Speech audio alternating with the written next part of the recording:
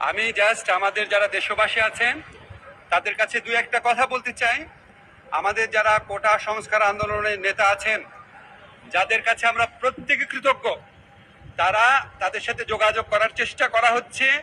তারা আসলে তাদের সাথে সকল ব্যাপারে আলোচনা করে সিদ্ধান্ত নেওয়া হবে। তাদের মতামতকেই সব ব্যাপারে প্রাধান্য দেওয়া হবে, তাদের সাথে কথা বলা হবে। আমরা এর আগে এখনই কয়েকটা কথা আপনাদের শুধু বলতে চাই।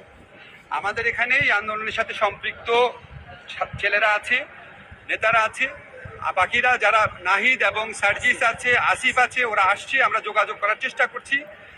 কিন্তু আপনাদেরকে এই মুহূর্তে যেটা বলতে চাই, প্লিজ ধ্বংসযজ্ঞ বন্ধ করেন। আমরা অনেক রক্ত খুইয়েছি, অনেক সম্পদ নষ্ট হয়েছে।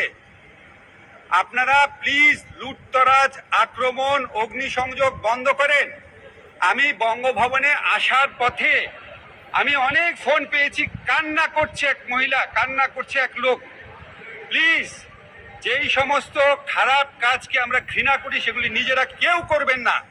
যারা করে তাদেরকে বাধা দেন। এই দেশের সম্পত্তি যেগুলি আছে এগুলি আমাদের। এখন তো আমরা যেরকম সরকার চাই, ইনশাআল্লাহ সেরকম একটা সরকার গঠিত হবে। এই সম্পদ তো আমরাই ব্যবহার করব।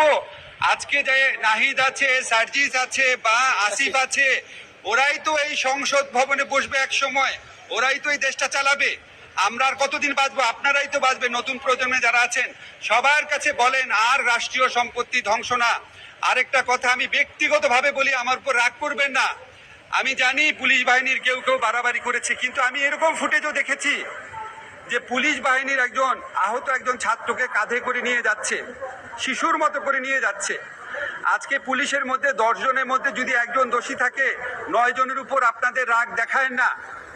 এদের মধ্যে অনেক গরিব মানুষ আছে, অনেক ইনসাফ আছে, মনে এরকম মানুষ আছে, এই আন্দোলনের প্রতি সহানুভূতি ছিল এরকম মানুষ আছে। ওনারা আমাদের দেশের মানুষ। যারা দোষী আছে তাদেরকে অবশ্যই খুঁজে বের করা হবে, বিচার করা হবে। আজকে আমরা মহামান্য রাষ্ট্রপতি, মহামান্য আমাদের আর্মি চিফ, আমাদের নেভি চিফ, এয়ার চিফ, সবার সাথে মিটিং হয়েছে। আমি মিটিংয়ের ব্যাপারে কিছু বলবো না আপনাদের, শুধু একটা জিনিস বলি, অত্যন্ত স্ট্রং ভাবে আমরা বলেছি প্রত্যেকটা হত্যাকাণ্ডের বিচার করা হবে। কেউ যদি অন্য কোনো জায়গায় পালিয়ে যেয়ে থাকে, বিচারের চেষ্টা সেটার জন্য ব্যাহত হবে না। কিন্তু আপনাদের কাছে সন্দেহের বশবর্তী, আক্রোশের বশবর্তী, প্রতিশোধের বশবর্তী হয়ে প্লিজ কেউ কারো উপর আক্রমণ করবেন না। এটা আমাদের দেশ, আমাদের দেশের আমরা এই বৃদ্ধ প্রজন্ম, আমাদের নতুন প্রজন্মের জন্য একটা ভালো দেশ রেখে যেতে পারি নাই।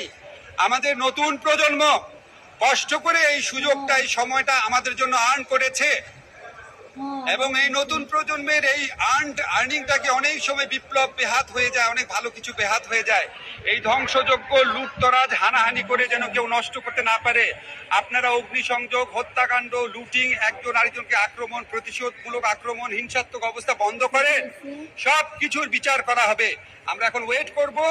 আমাদের কোটা সংস্কার আন্দোলনে নেতৃবৃন্দ আসলে ওনাদের সাথে সবাই কথা বলবে এবং যে কোনো সিদ্ধান্তের ব্যাপারে ওনাদের মতামতকে প্রাধান্য দেওয়া হবে। ধন্যবাদ সবাই।